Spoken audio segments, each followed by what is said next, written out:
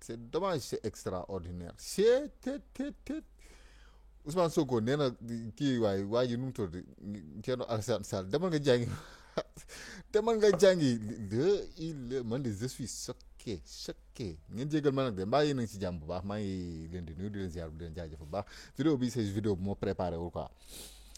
gis ngeen su ngeen xamul li may bëgg li may toogee ci YouTube bi di seetaan ay vidéo di bëgg di ko partager directement ak yéen boo leen xamoon ni mu toll c'est non mais c'est extraordinaire quoi c'est grave que ni samay vidéo il faut ma koy préparer muy yàgg ak ay affaire muy jël temps quoi moo tax li may rëcc day bëri la mais non Sonko rey na doomu jàmbur Sonko non mais Ousmane Sonko nag wax dëgg yàlla nag xam nga tamit nag dëgg yàlla nag xam nga il faut man non mais tamit nag ngeen baal ma daal mais Sonko tamit des fois nag tamit nag il faut nag tamit nag ngeen di wax ak moom nag ngeen ko tamit nag xam nga piano quoi ngeen jégal ma quoi parce que kilifa am na yoo xam ne kenn du ko def déglu leen nañ leen déglu tuuti waay na ñëw waay animu monsieur le premier ministre mën nga jël kàddu indi say tontu. am na kenn ku ma lire commentaire am ci benn vidéo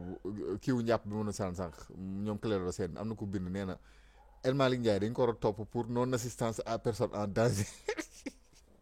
barki yàlla ngeen jégal ma mais dëgg la de Sonko détruire na doomu jàmbur si waaye ndeysaan ay waay jile jaru ñoo yërëm nag de xam naa ko loolu moom c'est sûr yërëmu moo ko sax nag mais Sonko rey na doomu jàmbur si. s'il vous plaît nañu wéyal déglu bi. Merci beaucoup. Je pense que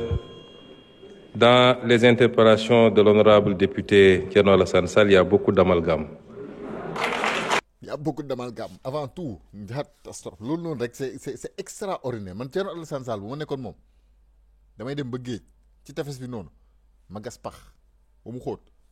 ma dugg sama bopp kese des ma suul la ci des yëpp waaw toog fa nag dootuma fa jóge mais lii c'est extraordinaire lii bu dul gàcce lii lan la doon come on man.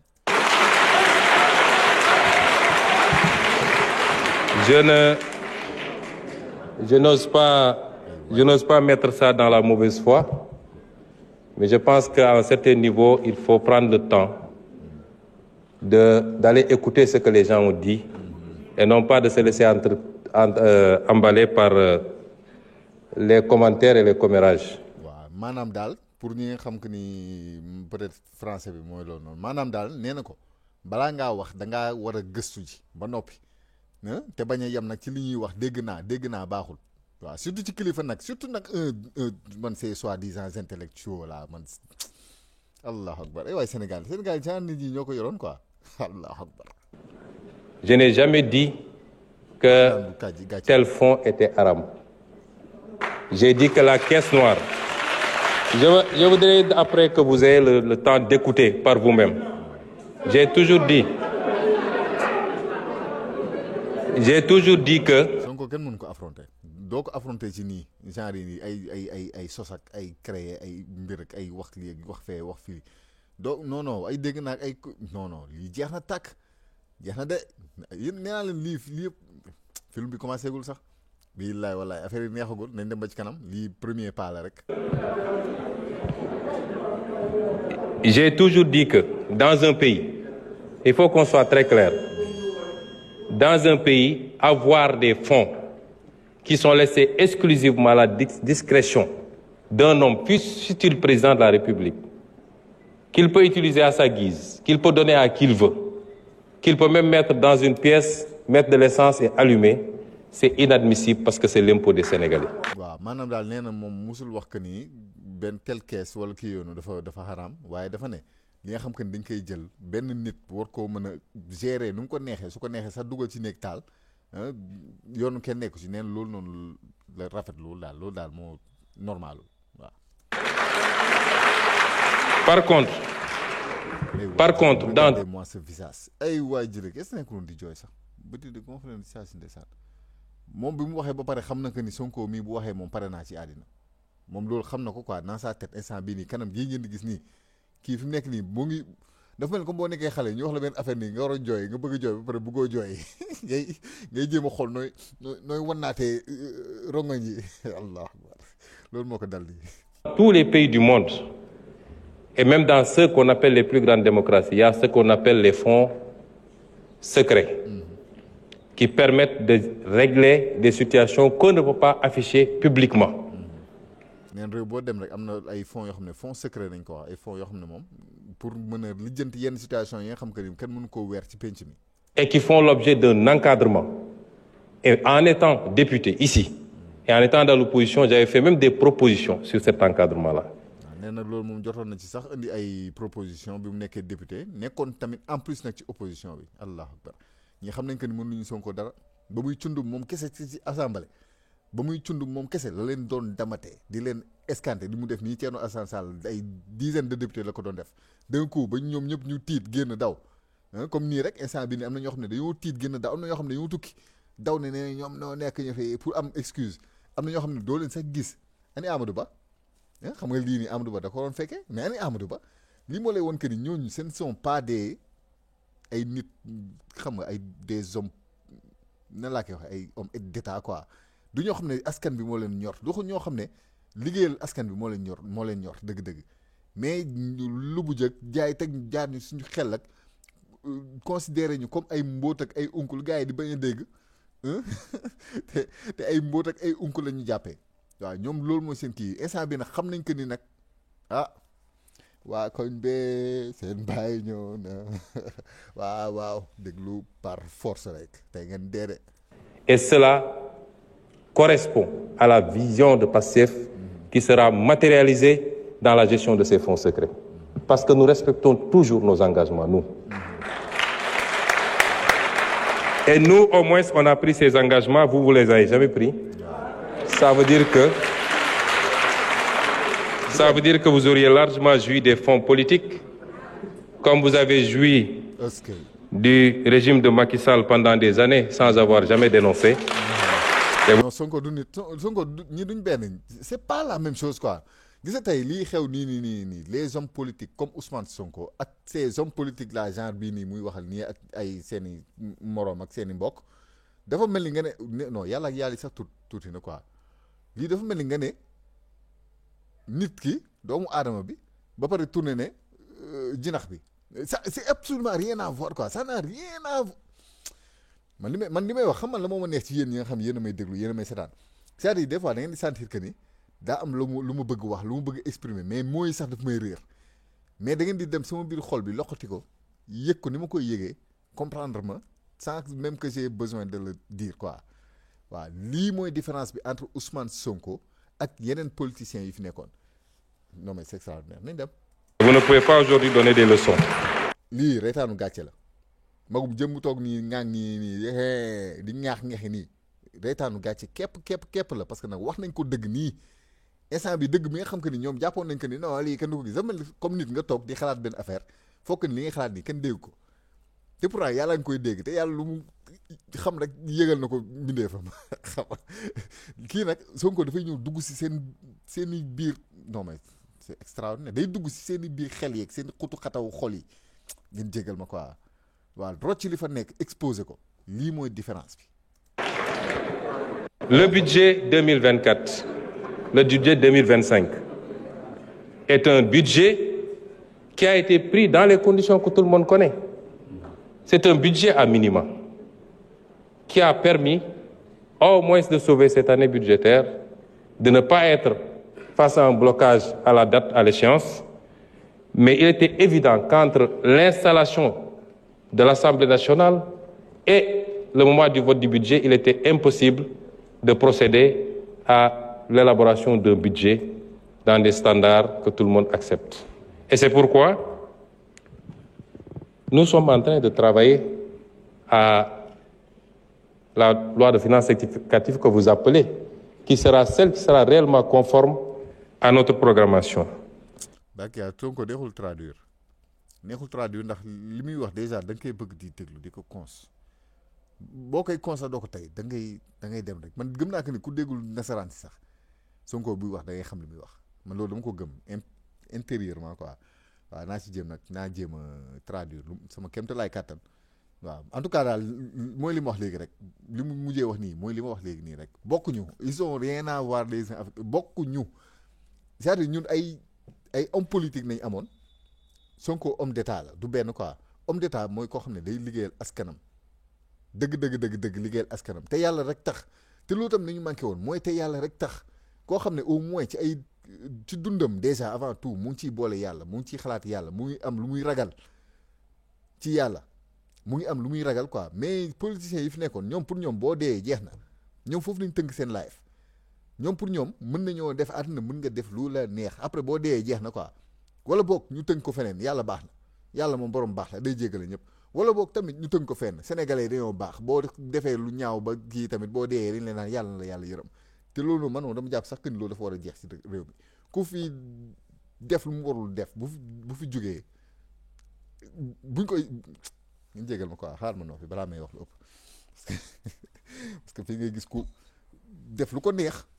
jóge fi sénégalais ñoo koy ñaanal yàlla ko yàlla yërëm ndeysaan c'est bien nag c'est bien beau loolu mooy yëf jullit la d'accord man je suis vraiment d'accord ci loolu mais dafa am ñoo xam ne buñ fi nañ leen yàlla àtte que justice soit faite man am na loo xam ne moom pour man war ñu ko sax baale que justice soit faite si justice n'est pas faite ici fii ci kaw suuf que justice soit faite fële ñu jëm man lii laa wax. Et austérité, c'est vous qui l'avez dit. Nous ne sommes pas dans l'austérité. J'ai l'impression que vous ne comprenez pas ce que c'est que l'austérité. Nous ne voulons pas que le pays s'arrête malgré la situation difficile. Nous voulons aujourd'hui travailler malgré tout, en faisant des efforts sur nous-mêmes, à dégager des marges budgétaires qui nous permettent, tout en continuant à respecter nos engagements, aussi bien par rapport à la dette intérieure que par rapport vis-à-vis de nos engagements internationaux, de pouvoir avoir des marges budgétaires pour lancer le programme Vision 2050. C'est de ça qu'il est question. Et ça, ce n'est pas de l'austérité. Parce que nous sommes très conscients que la plupart des pays, quand ils sont confrontés dans cette situation, le premier réflexe, c'est de tomber dans le piège de l'austérité. Nous ne sommes pas dans ça. Nous sommes dans le réaménagement qui nous permettrait, tout en tenant compte de la situation catastrophique dont nous avons hérité, de faire les bons choix en rationalisant la dépense publique et en dégageant des marges qui nous permettent, dès la semaine prochaine même, dès les jours à venir, de commencer à lancer le programme, que l'économie ne s'arrête pas, que l'investissement ne s'arrête pas et que nous puissions continuer à produire de la croissance, indépendamment de la croissance qui peut provenir des secteurs qu'on connaît habituellement, notamment le pétrole et l'agriculture. Donc léegi xaar balaa loolu avant muy ñëw ci ñu koy kii austérité boobu noonu nañ dem ñu xool par rapport ak Google waaw définition austérité avant tout nañ dem ñu xool définition exacte bi comme ça austérité nañ ko bindee sax sama njàng sori austérité def naa lii la de njàng mais soriwul loolu nag waxuma la anglais de dëgg yàlla français nasaraan caractère de ce qui est austère, rigueur, gestion stricte de l'économie d'un pays avec des mesures restreignant la consommation. Une politique d'austérité s'oppose à abondance. Maanaam daal loo xam ne dafay austérité xanaa mooy luy tënk de xanaa luy tënk kii bi ci nee na caractère de quelqu'un ou de quelque chose qui est austère, sévérité, rigorisme, ok waaw maanaam lu ànd ak kii daal nan lañ koy wax de ànd ak austérité maanaam li ko Macky Sall doon dundee nañ ko waxte de dund sax waaw rey na ba doyal ba pare basta quoi donc nañ ko tënk foofu noonu austérité maanaam ci ni ma ko comprendre nii waaw ñàng bi soriwul naam waaye ci ni ma ko comprendre nii mooy ni Macky Sall doon dundee rek exactement waaw loolu mooy austérité maanaam ci xam nga sévérité guuxi leex ak ay kenn xamul affaire yi jaay doole waa kay jaay doole def naa mën nañ ko résumer noonu ngeen jéggal ma. C'est ça qu'on est en train de faire. Ça, ce n'est pas de l'austérité, monsieur Thierno Alassane Sall. Et donc, il faut réviser et revoir un peu ces notions. D'accord. Donc, tonton Moustapha xom lu mu tudd sax Thierno Alassane Sall tas moom mooy tas de amoon na yox tas tasaaroo na astafurlah pardon ngeen jégal ma mais tas daal tas na ay affaire am waaw donc il faut yow waa ji Alassane Sall tas ñu ngi lay jàngal lii dégg nga soo ko neen nga dem nga réviser nga jàngaat nga maanaam nga xoolaat quoi donc lii la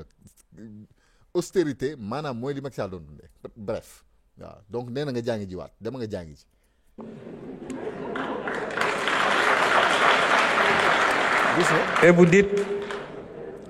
Et vous dites que nous sommes restés 11 mois sans prendre de mesures. Ah non. Durant ces 11 mois, on en a tellement pris des mesures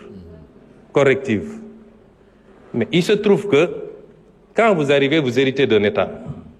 Vous lancez des travaux. On ne se lève pas pour dire je rationalise telle agence, j'enlève, etc. On fait des études pour être sûr que les choix qu'on va faire sont les bons. Un État, c'est assez sérieux. Et durant le temps de ces études, il fallait continuer à faire tourner l'État, comme on dit. Et il fallait mettre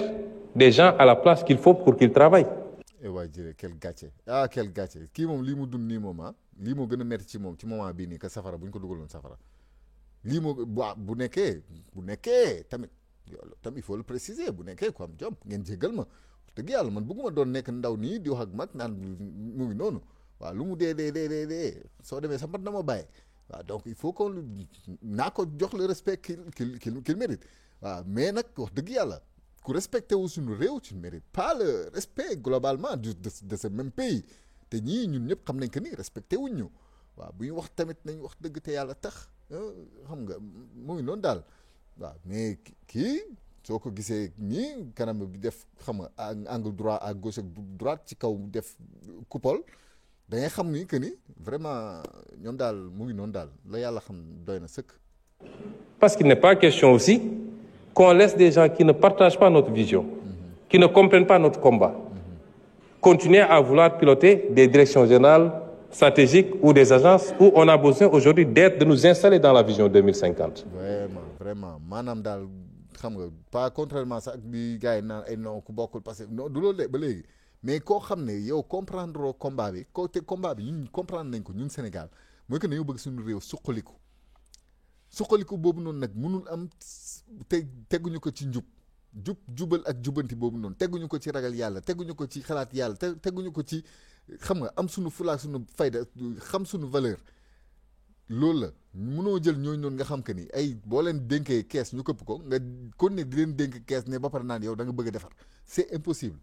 mënul nekk. Et le temps de faire ce travail, effectivement, on a mis ce qu'il faut. Ce qu'il faut saluer, et vous devez être le premier à le faire,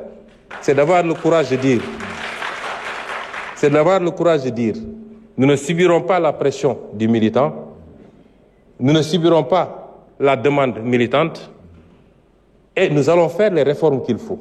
maanaam daal li ñu war a def nañ ko def ni ñu ko war a defee noonu nañ koy defee du ñu subir ay pression boo xam ne ci militant bi la ay ñun ñoo la fi teg kon def leen li ngeen def gaaw léegi non loolu bu ñu ko defee dañuy wàcc yoon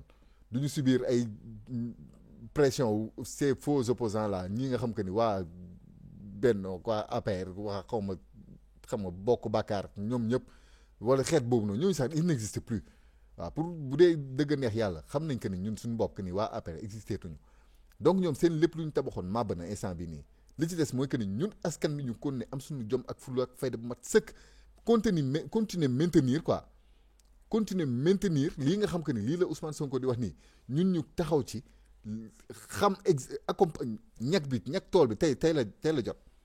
combat bi c'était pas en 2021 combat bi du woon 2022 du woon 2023 combat bi du woon sax 2024 daaw instant bii nii ci waxtu bii nii gis nga à 24 heures de mu def 1 an bi ñu waroon xam nga def élection mais Macky Sall yàqaloon ñu ko par son sa austérité loolu yëpp gis nga tey mu ngi nii waaw c'est yàlla sax 24 heures moo ci des pour le 24 février jot 24 février def naa su ma juumul wala 25 la woon ci la ñu waroon def élection yi mu puusoon ko ba mu dem le 25 mars. waaw donc muy nii instant bii nag tey la combat bi nag dëgg mën ngaa xeex ba jot ci mbir waaye dëgg foofu la xeex bi di commencer pour nga préserver ko te instant bii nii ñun on a intérêt Sénégal lii nii suñu borom dimbalee ñu préserver ko fii ak 50 ans au moins pour génération yi nga xam ne bu ñuy ñëw bu yi si topp bu ñu ñëwee ñoom ci loolu rek nañuy mën a inspiré wu pour mën a continuer wéyal liggéey bi ñoom itam ñu mën a ñëw fekk ñu ñun ñu gëm suñu bopp ba am lu ñu samp ñoom ñu mën a basé wu ci loolu noonu pour mën a continuer liggéey boobu noonu ci njub lii la Sénégal soxla ku ci nekk am na loo xam ne tey war nga ko mën a liggéey pour réew mi pour mu am njëriñ fii ak 100 ans muy yow mii di ma déglu muy man mii di wax muy Ousmane Sonko muy xam nga képp koo xam ne am nga loo bëgg ci réew mii te muy dëgg ci yow te nga am njub ci sa xol am njub ci sa xel am ragal yàlla ci sa bopp loolu bu ñu ko defee waaye liggéey sa réew ci jàmm yàlla bokk de. Quitte à dire à un directeur général sur 3 que nous sommes désolés, mais le pays n'a pas besoin de cette responsabilité pour le moment. C'est ça le courage politique. On aurait fait comme tout le monde, comme vous avez fait quand vous étiez au pouvoir. On allait laisser les choses telles quelles et même créer de nouvelles agences. Monsieur Sall, quelquefois, il faut savoir applaudir. C'est bon. maanaam bàyyi leen soxor bi ak iñaan bi iññi ñetti bi da ngeen des fois boo gisee lu baax da ngeen naan baax na boo gisee lu weex neel weex na boo gisee lu ñuul neel ñuul maanaam dee leen wax dëgg daal c'est aussi simple que ça il faut savoir applaudir bañ xam nga génne seen lu bon loolu nekk seen biir xol yi lii la ko Sonko di jéem a wax nii te lii nag dafa doon loo xam ne ñoom ñëpp war nañ cee mën a jàng leçon war nañ ko mën a dugal seen biir bopp yi nit da ngay goree nit da ngay nitee instant bi nii Sénégal moo soxlawul ay affaire de bañ nit personnel ba tax nga bëgg a sànq sa réew ba pare jàppee askan bi yëpp ay dof lii moo war a dakk ci Sénégal ba jeex tàkk donc lii Sonko dafa baax barki yàlla Ousmane Sonko nit ku baax la billaahi wallaahi xam naa que ni wax ko sax perte temps la quoi waaw mais Ousmane Sonko nit ku baax la quoi wax dëgg yàlla pour dire vrai rek waaw pour dire vrai Ousmane Sonko nit ku baax la kii amul leer na ñun luñ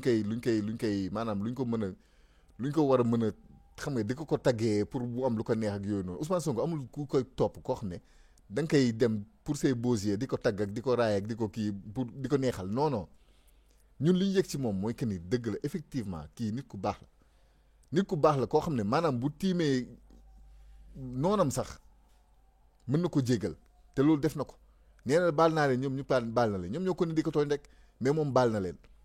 waaw peut-être que ni après le reste mooy li ñu war a lijjanti après à côté mooy que ni moom personnellement su ko neexee mu baalee loolu mooy rôle jullit waaye mais am na loo xam ne peut-être moom moomu ko ñun ñoo ko moom ñun askan bi ñun nag doon naa décidé nee nañ baalewuñu ne lépp leer ba noppi waaw après ñu doore baale que justice soit faite quoi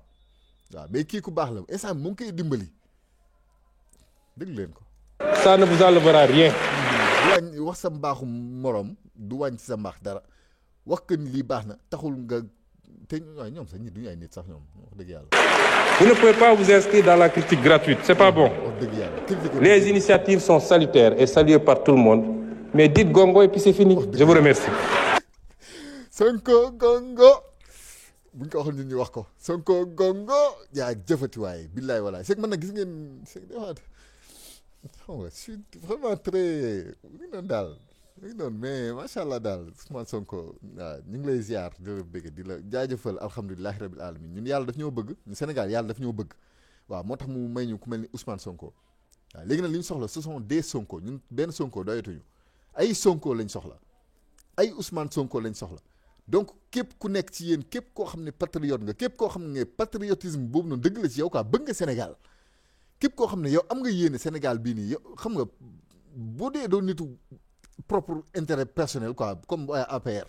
bu nekkee nit ñi parce que ñooñu noonu genre xeet nit yooyu noonu ils sont minoritaires ci réew mi ay nit yu soxor dëgg en réalité ils sont minoritaires Iblis mooy def ay mbiram noonu rek moo tax muy gis ay ñoo xam ne ñi gën a waye di ñi gën a bon ñi gën a soxor ñi gën a xam nga mu jël leen jox leen yenn affaires yu gën a fësal leen ak ay affaires yooyu noonu mais ñooñu noonu nga xam que ni ñoom ñoo jaral na leen ñu toog ay magum jëmm di wax lu amul pour mën a manipuler nit ñi xam nga di diriger xel yi ci safaan mais ñooñu ils sont minoritaires dañoo ëpp làmmiñ dafa mel ni tey boo duggee ci assemblée ba ñoom ñoo fa minoritaire mais ñoo fay ëpp làmmiñ benn Abdou Mbow bu taxawee ak ndawaayam bu waxee nga fokk ni kii mooy loolu noonu waaw ma ci profité waat sax comme tudd naa ko may préciser waat encore une fois beneen affaire boo xam ne maa leen koy ñaan waaw Sénégal yéen ñëpp Kirikou waaw turu Kirikou encore une fois tur Kirikou c'est un héros national waaw dëgg nii xam naa que ni su ma ko waxee nii mën nañ maa bañ a comprendre mais ki ñu war a tuddee Kirikou dëgg benn waay la boo xam ne dafa jóge ci ñun dafa juddoo ci ñun ñun askan bi dem fekk ji président de la république muy Karaba la sorcière waaw Macky Sall mooy Karaba la sorcière dafa dem ba ci moom xool daan ko da ko daan moom moo ko kookooy Kirikou mooy ñëw ne dafa sauver village bi Kirikou nous a sauvé, gloire à Kirikou waaw l'eau est là l'eau c'est la joie l'eau est là waaw Kirikou nous a sauvé, gloire à Kirikou mooy ki nga xam que ni moom moo ñu sauvé waaw donc kii ñu war a tuddee Kirikou instant bii nii borom xel yi xam nañ kan la kookoy Kirikou c'est pas parce que da ngeen gis nit ku ndaw rek ngeen tuddee Kirikou c'est un grand homme film boobu noonu daf ko prouver Kirikou dafa doon lu ndaw xam nga kooku dafa mat avant muy juddu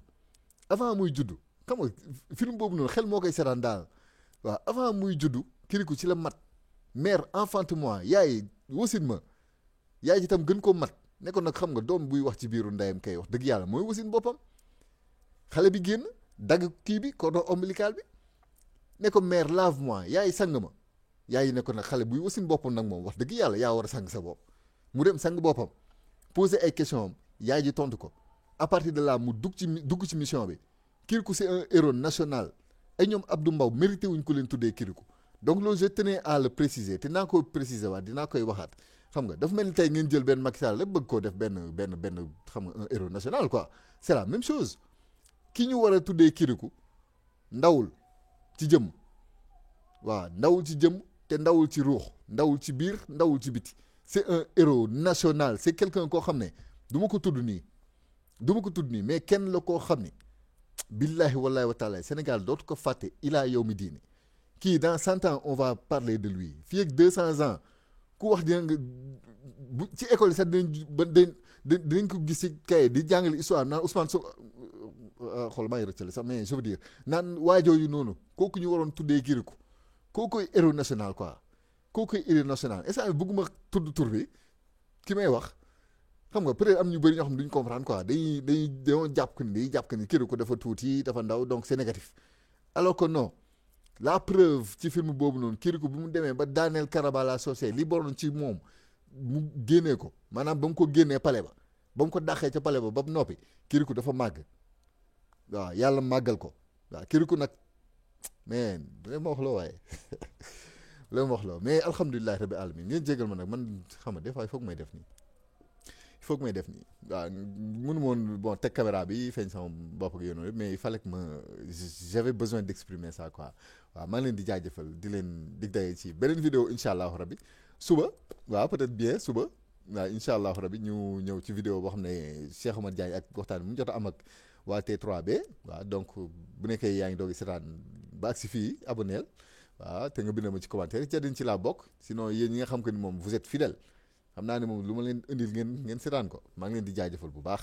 waaw xam naa di ngeen signaler seen bopp donc maa ngi leen di jaajëfal bu baax a baax lii fallait juste ma partager ko waaw donc maa ngi leen di dig daje ci beneen vidéo suba ak jàmm incha allahu rabbi jaa ngeen jëf